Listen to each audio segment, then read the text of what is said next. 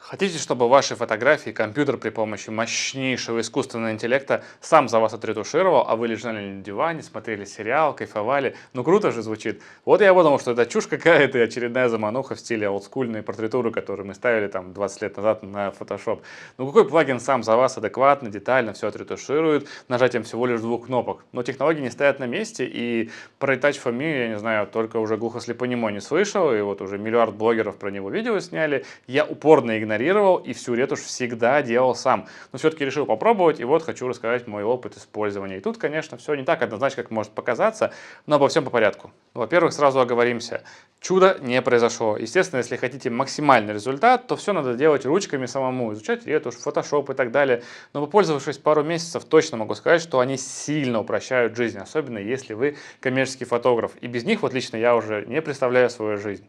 Ну а спонсор сегодняшнего видео – это физкультура. Да, простые банальные упражнения. Всего 3-4 минуты принесут огромную пользу. Особенно, раз у нас тема сегодня идет за ретушь. Здесь очень долго за ретушью приходится просто, ну не знаю, часами, да, полдня. И какое бы удобное анатомичное кресло у вас не было, долго сидеть в одном положении – это очень вредно. Поэтому старайтесь каждые 45 минут вставать и делать перерыв.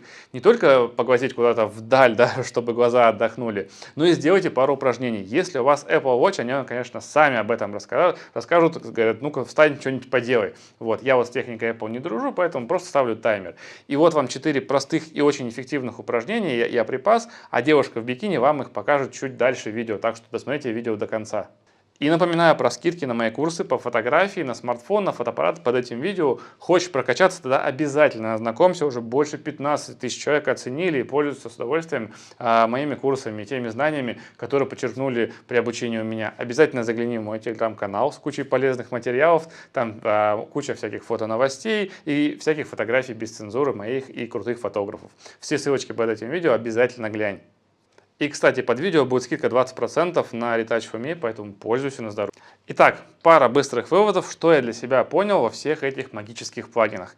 Первое и очевидное. Хочешь качественную, классную ретушь, придется все делать самому. Изучать Photoshop, частотное разложение и так далее. Никакой плагин за тебя это не сделает. Искусственный интеллект еще не придумали. Тут не путать и искусственный интеллект, и нейросети. Вот придумают, обсудим. Но пока придется потратить не одну сотню часов на изучение и практику по ретуши. Либо нанять ретушера. И это, кстати, хорошая альтернатива, которую многие почему-то игнорируют. Вообще фотограф и ретушер – это две разные профессии. Не обязательно это должен быть один человек.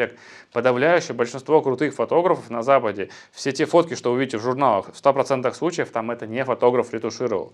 Но мы не на Западе. И вывод номер 2. Если у вас много съемок и часто результат достаточно предсказуемый, у вас есть опыт, вы умеете снимать, и часто съемки не, скажем так, художественно-творческие, а ну, больше такие, знаешь, назовем их коммерческо-технические. То есть простая каталожка на белом фоне, репортаж со свадьбы или просто репортаж, какая-нибудь несложная фотосессия семейная, студийная или прогулочка какая-нибудь такая легенькая. В общем, фоток много, и заказчик зачем-то хочет все эти много фоток себе. У вас поток съемок очень большой, и тут, конечно же, Retouch For Me это просто вообще незаменимая вещь. Конечно, да, там за плагином надо тоже присматривать. Бывает и тупит, и делает криво, и там, не знаю, пупочек замазывает и так далее и тому подобное.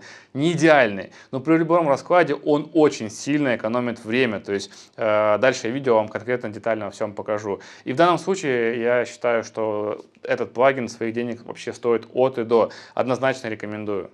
Вывод номер 3. Если вы работаете не на количество, а на качество, например, не коммерческий фотограф, да, то есть чисто для себя фотографируете, например, не знаю, портреты. И тут, условно говоря, чем проработаннее и качественнее результат вы получаете на съемке, тем меньше ретуши вам, в принципе, придется совершать с вашими фотографиями. Если вы не хотите вникать во все эти фотошопы, но любите делать фотографии, ну, то есть вот чисто ваша тема это именно съемки, да, вот, а не сидение за ретушью, то Retouch For Me, мне кажется, это тоже идеальный инструмент именно для вас. Опять же, если вы научились качественно снимать, вы подробно, тщательно готовитесь к съемкам, используете профессионалов, классного визажиста, стилиста и так далее, и, ну, по сути, вся ретушь — это чуть-чуть сгладить некие шероховатости и такие, знаете, маленькие косячки убрать. Вам надо будет лишь потратить, ну, чуть-чуть времени на то, чтобы понять, какие ползунки, что за что там отвечают в этих плагинах. Их там, на самом деле, очень немного, и все очень просто. Ну и подобрать параметры под себя. Результат будет очень хороший. То есть вы вообще можете обойтись без Photoshop, плагины работают и так без программы Photoshop. Можете его вообще не устанавливать. Вам надо будет только проявить фотографии из RAW. Ну, и не знаю, или сразу в JPEG снимать, есть и такие товарищи тоже. Почему нет, если съемка хорошо подготовились вы к ней и все сразу как надо сняли, имеет право на существование. Ну и назовем его так, бонусный вывод. Вот, если вы снимать не умеете, и съемка получилась с ужасным светом, ваша модель — это тролль из «Властелина колец», и снято технически плохо, то тут не то, что какие-то плагины, тут никакие углубленные знания фотошопа вам не помогут. Проще будет просто нарисовать с нуля при помощи нейросетей. Поэтому самое главное — научитесь качественно снимать и правильно, тщательно готовиться к съемкам. А пока учитесь снимать, подтягивайте ретушь. Но прежде чем мы с вами пробежимся по плагинам, которые я использую, и какие подводные камни у вас могут там дальше в этом деле всем ожидать, сначала минутка технического задротства. И тем, кому это мало интересно, чтобы вы не скучали, вот тут сбоку девушка вам покажет, какие упражнения делать в перерывах, когда долго сидите за ретушью. Плагины относительно ресурсотребовательны. Например, мой старый ноутбук 2019 года, который я, в принципе, никогда не использовал для ретуши, он мне нужен чисто презентации показывать на лекциях. В нем, знаете, такой старый, всратый, вот этот кастрированный мобильный i7 8550U. То есть это такие 4 вялых ядра, 8 потока. Также в ноутбуке у меня 16 гигабайт оперативки и видеокарта NVIDIA MX250, которая то еще дно с 2 гигами оперативки. То есть даже, не знаю, современная встройка и то лучше, чем эта видеокарта. Все это железо, плагины в целом, ну, тянет, да, но не очень быстро. Чувствуется, что нужен мощный современный компьютер, чтобы все это летало. И если поставить пакетное редактирование и будет задействовано больше 2 плагинов за раз, то на одно фото уходит у него примерно где-то 1,5-2 минуты. То есть 100 фоток моя вот эта рухля делает примерно где-то 3,5 часа. То есть современный комп типа i7 15700K с видюхой что-нибудь RTX 3050 или 3060 справится где-то, ну, примерно за час. А MacBook M3 Max, вот именно максовый, где-то за 45 минут все это дело промолотит.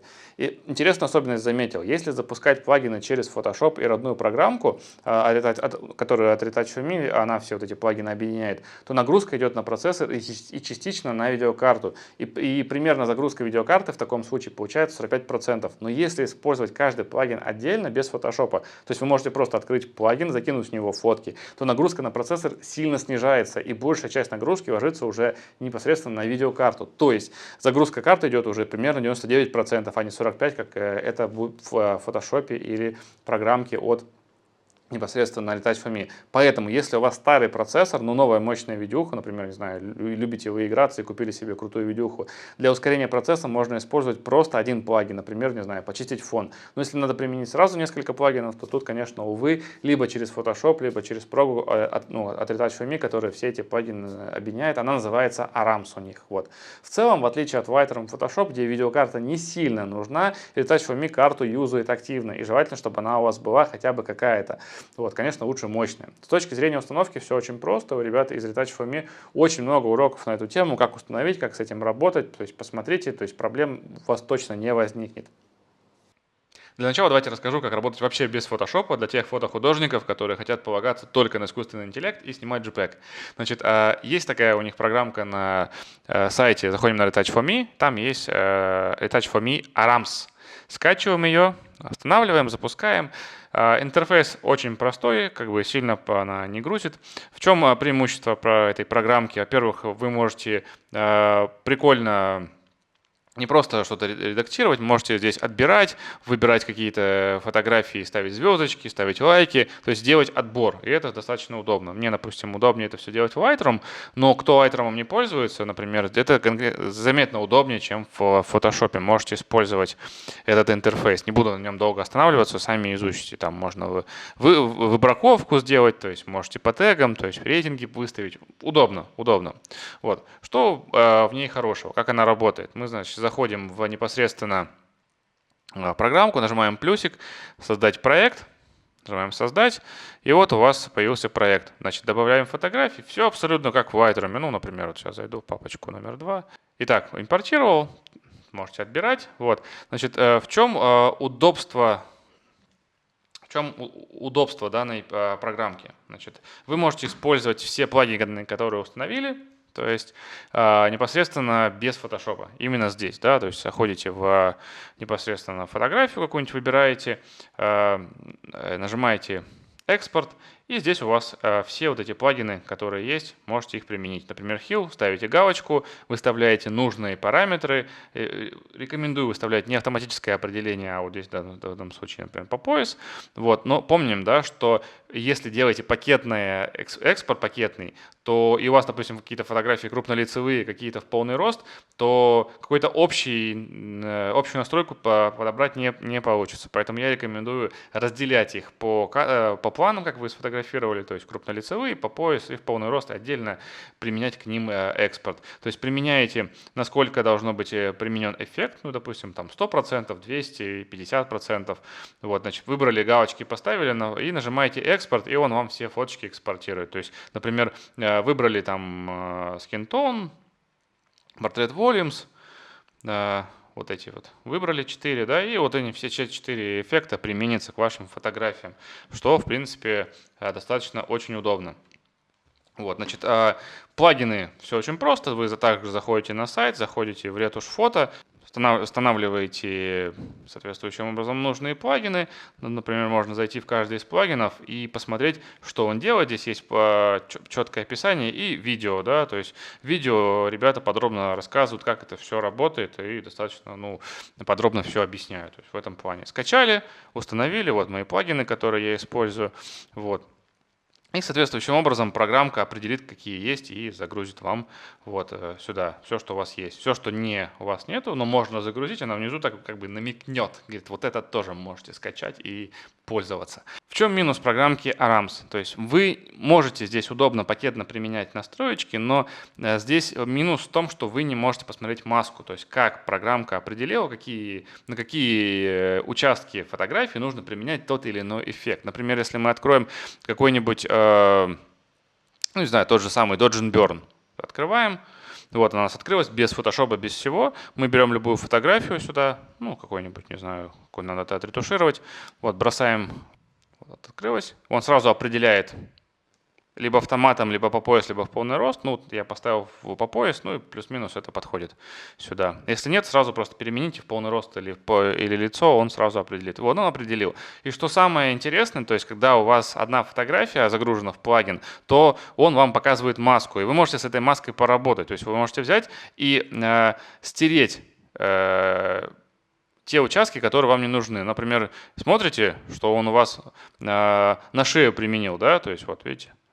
И вы не хотите, чтобы вот этот вот, ну здесь все хорошо применил, все классно сделал, вот, ну допустим не хотите, чтобы вот эта ямочка на груди убиралась, да, вы нажимаете на маску, нажимаете ластик и стираете там, где не должен применяться эффект, вот у вас, соответствующим образом, так, маленько под это самое, вот, убираете там, где эффект не должен быть применен. И вот если мы посмотрим на масочку, вот, видите, везде применилось, кроме там, где мы стерли. И вот это очень удобно, то есть, когда вы работаете без фотошопа, потому что в фотошопе, естественно, у вас маска есть. Вот, и в чем минус, да, сейчас мы, допустим, все почистим, и я сюда сейчас загружу, как в Arams, пакетно, несколько фотографий. То есть я открываю любую одну фотографию, которая мне нужна, вот, и теперь я могу посмотреть маску, куда он применил, но стереть я ее не могу. То есть, если вы работаете пакетно, то четкая, вот, скрупулезная работа с масками у вас уже не получается. То есть, это большой минус. Я надеюсь, что ребята допилят это в будущем. Но в целом, то есть, если вам нужен быстрый эффект, то есть, быстро все сделать, то, конечно же, вы и, в принципе, и не будете с масками работать. Да? То есть, вам нужно положиться на автоматику. Такую функцию хотелось бы иметь. Вот. То есть в пакетном у вас такого не будет, да, только в индивидуальном. И в чем, еще раз повторяю, минус Arams? Здесь даже если у вас одна фотография, то есть вы не можете здесь поработать с маской. Но плагины в первую очередь сделаны для Photoshop, именно в нем я вам и рекомендую работать. То есть непосредственно, когда вы заходите на сайт, скачиваете нужный плагин, устанавливаете, он автоматом у вас в Photoshop здесь вот в фильтрах уже появится, да, и вы можете его прямо здесь применять. Нажимаете на нужный плагин, например, там Dodge and Burn, он сразу начинает импортировать, и сразу я рекомендую выставить нужное значение, чтобы он непосредственно лучше сделал все свои искусственные интеллектуальные вот эти навороты. Вот. Соответствующим образом можете посмотреть масочку, можете что-то подтереть. Ну а соответствующим образом, если вы хотите, чтобы у вас эта маска применилась непосредственно на вашу фотографию, здесь есть кнопочка такая вот здесь вот «Сделать маску». Да, но для этого сначала нужно сделать второй слой вот так вот и уже после этого применять плагин. Очень удобно, когда у вас есть панель. То есть панель тоже можно установить, удобненько. Вот. Единственное, что минус, что на ней нету, вернее, на ней все плагины, которые есть, на ней отображаются, какие существуют, да, но, допустим, которые у вас не куплены, они здесь тоже отображаются и мешают. То есть была бы возможность их убрать, было бы лучше. Вот эта панелька, она мне очень удобно с ней работать. Вот здесь нету, единственное, что плагинов, которые называются Crop, частотное разложение, еще кого-то нет, короче, в общем, приходится через вот здесь, вот через вот это заходить их устанавливать. Но в чем проблемка может быть, если у вас Photoshop немножко нелицензионный, скажем так, да, то есть не у всех есть возможность по карте иностранного банка оплачивать подписку Adobe. Вот, может возникнуть проблема, что вы не можете установить вот эту панель, она очень удобная. Что делать? Значит, скачиваем, заходим на сайт, скачиваем, соответственно, непосредственно саму панельку, она так называется, здесь вот Cloud Retouch, Photoshop панель. Скачиваем ее там для Mac, для винды.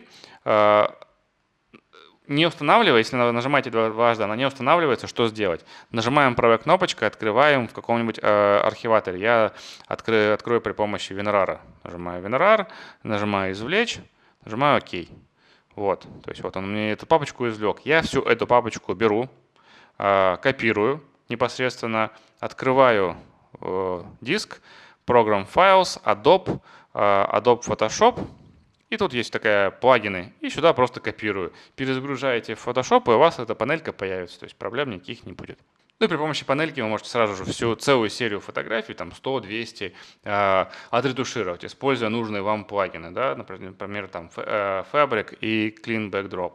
То есть для этого вам нужно поставить непосредственно нужные галочки, выбрать рост, какой рост, и непосредственно насколько применяется данный плагин. Дальше вам нужно выбрать папочку, в которую вы будете ретушировать. Нажимаем Batch Retouching.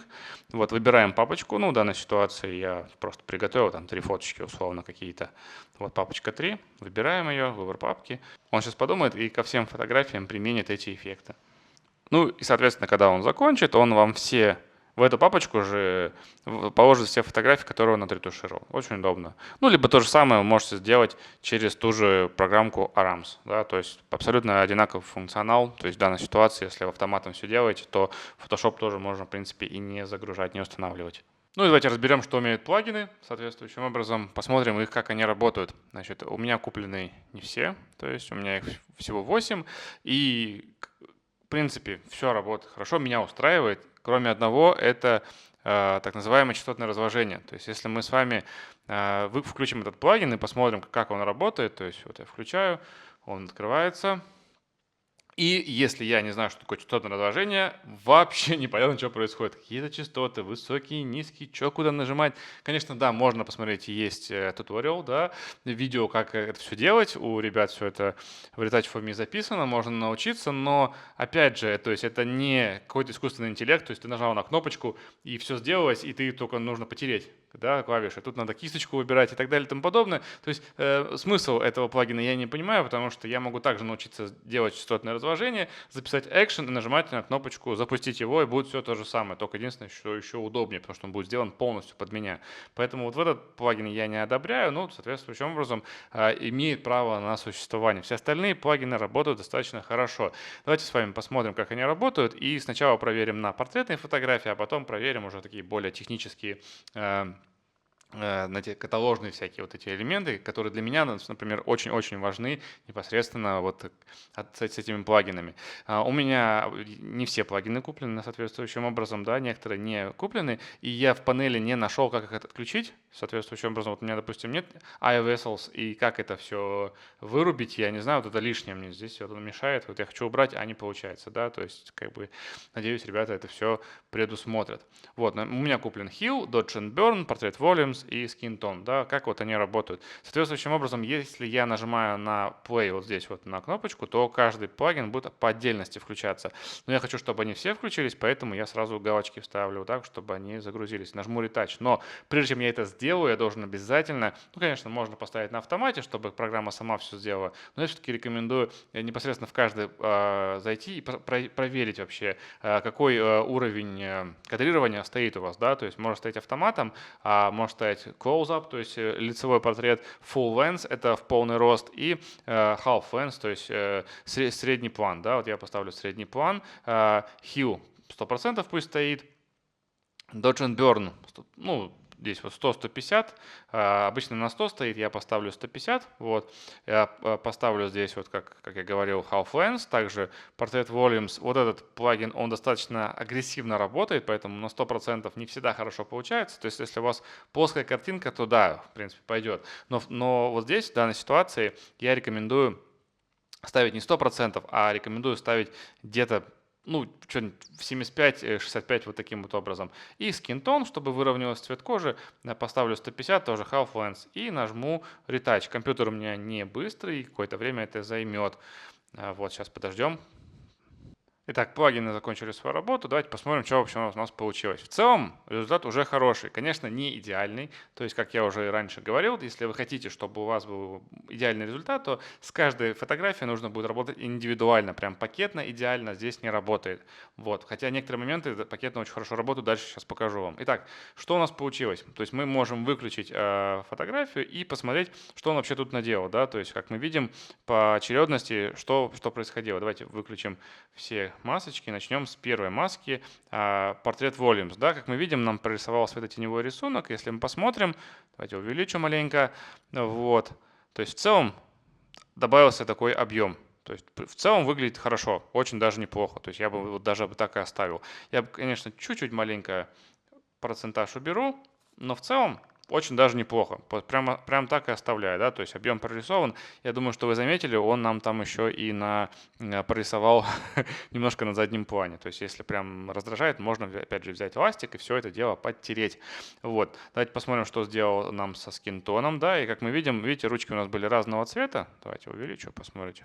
Вот, то есть немножко такие вот они у нас красноватый убрал, да, но при этом обратите внимание, да, вот еще раз увеличу на губы, да, то есть видно, что губы стали такими не красными выборочно, да, и щеки, обратите внимание тоже, да, у нас с вами убралось это дело, ну, то есть, конечно же, не все идеально работает, поэтому я возьму ластик и вот с губ и щек сотру, все остальное отработало очень даже хорошо, таким вот образом, все. Что у нас еще там у нас было? Dodge and Burn, да, как мы видим, обратите внимание, очень хорошо справился, да, с этим делом. Так, сейчас. Ну, плохо здесь видно, Dodge and Burn на самой вкладочке, но так как портрет, в принципе, кожа у модели очень хорошая, то есть особо нечего было делать. Вот он убрал нам немножко складочки, немножко под глазами и вот на лбу, да, то есть, в принципе, очень хороший результат, то есть ничего не замылил, ничего не сделал такого страшного. Прям супер. Я бы так и оставил. Вот. Вот у нас все, что он прорисовал. Но опять же, то есть как бы все хорошо. Вот. И обратите внимание, то есть он на стене тоже нарисовал. То есть если опять же раздражает, придется взять ластик и все это дело подтереть. Все лишнее, да, что нам не нравится, что он сделал. Но в целом все очень хорошо. Обратите внимание, да, как ровненько кожу выровнял. То есть, в принципе, супер, идеально, на мой взгляд, такая ретушь. И хил соответствующим образом, вот он нам убрал всякие точечки. Это вот еще раз включу. Вот все, что он убрал. Если что-то лишнее убрал, родинку и так далее, берем ластик, убираем. То есть, как мы видим, в целом на автомате все получилось очень даже хорошо. Давайте я все соберу в одну отдельную папочку и посмотрим до-после, да? То есть до-после, до-после. Считаю, отличный результат, и в целом, то есть вы можете так каждую фотографию зашел, кнопочку нажал, что-то лишнее вылез, убрал. То есть это в целом, если ты не умеешь работать в фотошопе и не хочешь этого делать или просто лень учиться и так далее, то есть можешь просто использовать этот плагин, он будет прекрасно все тебе делать. То есть как бы, как мы видим, результат очень хороший, и здесь он, ну, в принципе, отлично справился. Да, конечно, работает не всегда идеально. Вот. Ну, например, вот здесь вот ярко заметно, что ноги у нас такие вот немножко красноватого цвета, да, поэтому мы можем здесь вот опять же skin tone ставлю full length, можно на автомате тоже да, хорошо работает, вот, и посмотрим, как он с этим делом справится, у нас выровняет ли ножки.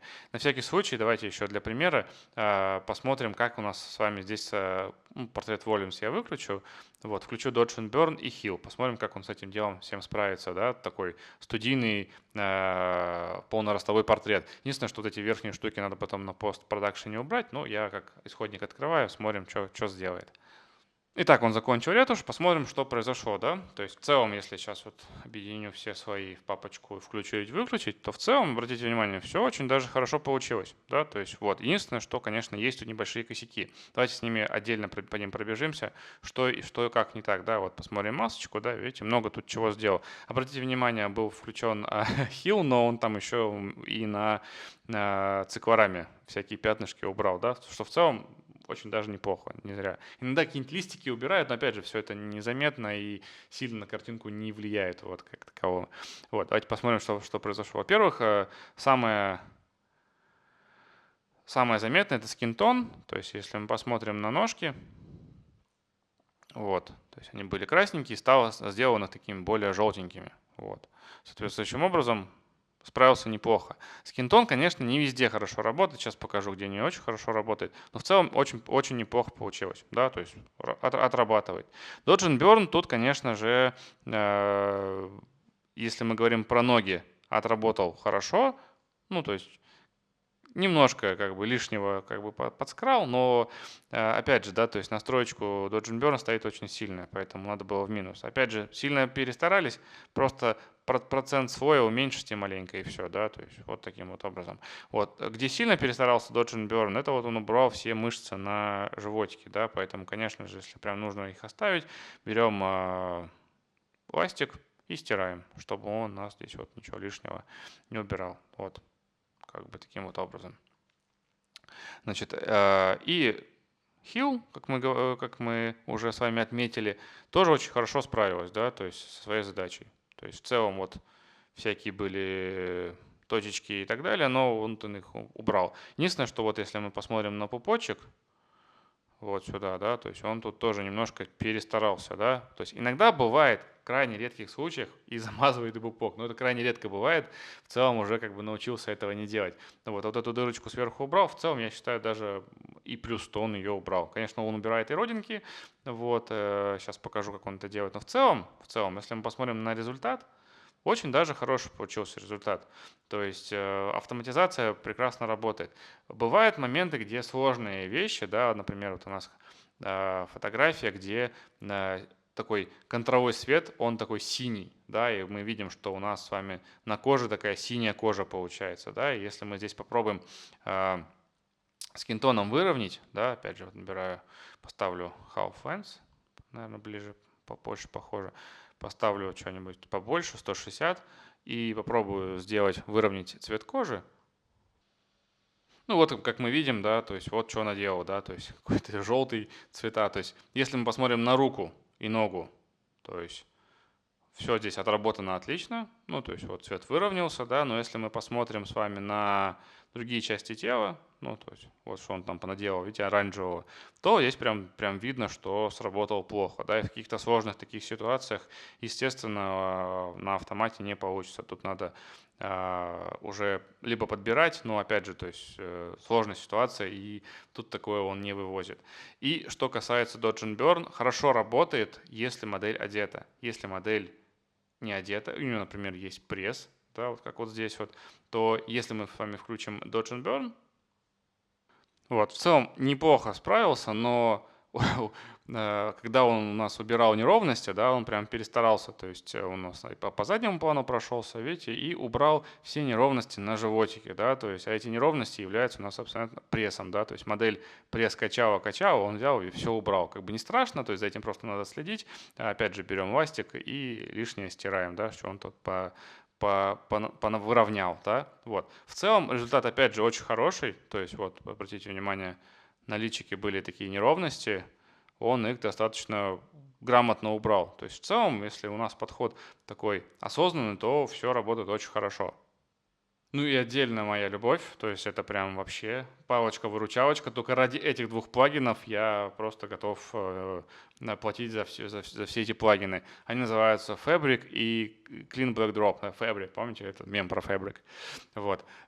Если мы их включим, обязательно, конечно, тут я рекомендую четко проставлять по пояс, либо не по пояс, и размер пятнышек, да, я ставлю в основном медиум, да, вот. Фабрик можете поставить побольше, то есть что-нибудь в районе там 150, вот. Всегда можно потом свой чуть-чуть немножко прозрачность убрать его. И мы нажмем на Retouch, вот он закончил, правда он мне сделал все, все мои плагины воткнул, ну сейчас как раз общий результат посмотрим, давайте мы их отдельно разделим, те, которые относятся непосредственно у нас к ретуши людей, и вот эти Fabric и Clean Backdrop тоже отдельно включим. Вот, как мы видим, то есть, конечно, убрал сосочек, да, то есть как бы тут в целом только плюс, да, посмотрим, что у нас получилось то есть очень даже хорошо выглядит. То есть вообще вопросов нет. Да, конечно, локоть тоже затронул. Ну, вот давайте еще раз посмотрим, да, вот у нас грязюка. Все убрал. То есть отлично справился плагин. Смотрим задний план. То есть вообще супер. То есть в большинстве случаев хорошо срабатывает. И да, конечно, иногда может какие-то детальки захватить ненужные. Да, если мы посмотрим, то у нас Clean Backdrop, в принципе, ничего лишнего не брал. Да, а Fabric взял не только одежду, но еще немножко кожу захватил, вот немножко пальчиков, локоть и немножко на ключицы, да, вот ключицу. Но в данной ситуации, если вот мы включим,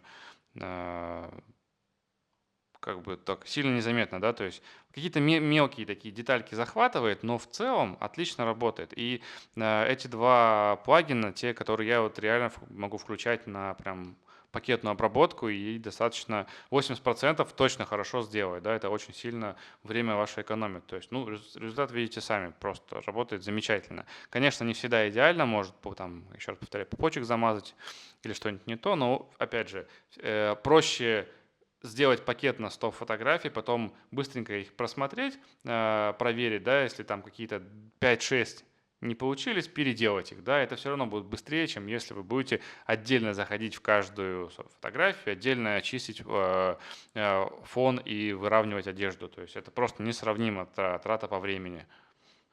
Ну и обратите внимание, что сделал со всем остальным наши плагины. В целом Hue так особо ничего не убирали, такие точечки кое-где. Вот. Конечно, сейчас мы выключим весь, включим чисто Hue и посмотрите, да, то есть, чего он там наделал.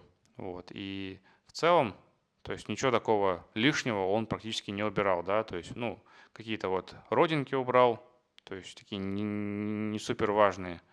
Вот. Ну, убрал прыщики, убрал на щеке ненужные вещи. А вот скинтон, конечно, тут перестарался опять. И как мы видим, то есть на губе опять губа стала не цветной. Да? Конечно, тут надо немножко его подшаманить. Так вот сделаем таким вот образом. Dodge and Burn у нас с вами в целом, ну, все хорошо сделал. Единственное, что мышца на руке чуть-чуть стала менее рельефной, но опять же, да, то есть не критично. То есть вот за такой результат я готов вот эти моменты все простить. В целом чистенько выглядит и работает замечательно. Не в 100% случаев, повторяюсь еще раз, там процентов 15 будет что-то немножко не то. Но в общем и целом, если отдельно в каждую фотку заходить и это быстро проделать, и у вас быстрый компьютер, мощный, то, соответственно, скорость работы ретуши очень сильно увеличивается. Ну и как бы для меня очень важно, опять же, пакетная ретушь работает очень неплохо, особенно вот с этими двумя плагинами, которые называются Fabric и Clean Backdrop. Вот просто за них я огромный поклон ребятам из Retouch for Me, просто вот так вот. Спасибо, спасибо, спасибо, спасибо. Ну и рассмотрим последний плагин, который я не так часто пользую, но он очень интересный, просто с ним весело, интересно играться, да, то есть вы можете, называется он Color Match, и вы можете непосредственно взять цвета какой-нибудь фотосессии любимого фотографа, и он попробует эти цвета наложить на вашу фотографию. Единственное, что если ваша фотография уже раскрашена, как, например, моя вот сейчас, то, конечно, результат будет хуже, если бы ваша фотография была не раскрашена, а с чистыми цветами, да. То есть как работает? Мы заходим в фильтр, берем Color Match, выбираем, и он говорит, покажи мне фотку, с которой нужно взять цвета. Вот. В данной ситуации я возьму фотографию из журнала Treats Magazine. Да, съемка 17 года, как бы цвета уже эти все не актуальны, но просто для примера, да. Вот. Возьмем и посмотрим, что он с вами сделает. В целом, очень даже похоже. Единственное, конечно, чуть-чуть бленд я меньше ставлю, то есть чтобы он процентаж уменьшил, да, то есть если мы посмотрим, то есть он там даже, видите, кожу понял, где кожа, и с ней отдельно поработал. В общем и целом, очень даже похоже, да, то есть единственное, что у меня фотка уже была покрашена, и он ее сверху как бы уже сложнее ему красить. Но в общем и целом цвета очень похожи и работают в целом где-то в 50% случаев неплохо, да. Понятно же, что если вы возьмете, например, съемку какую-нибудь в темном лесу, и попробуйте применить цвета, где съемка проходила на каком-нибудь там оранжевом пляже, соответственно, те цвета, которые на том вообще не лягут на ваш темный лес, да, то есть это нужно учитывать.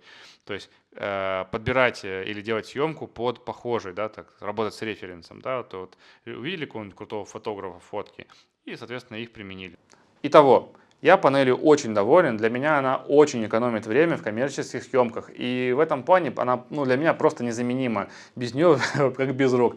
А вот в творческих съемках я практически ее не использую, очень редко использую, но и надо сказать, что творческие съемки я в принципе в последнее время очень редко провожу. Вот. И да, я думал, что будет гораздо хуже результат, который плагины автоматически с нейросетями делают, и был очень сильно приятно удивлен. Но какие бы панели не были, то есть какие бы они ни крутые не были, какой бы там искусственный интеллект в них не находился, обязательно учитесь ретушировать, поверьте мне, пригодится. В общем, такие дела. Подписывайтесь на канал, лайк, если было полезно и интересно. До встречи в следующих видосах.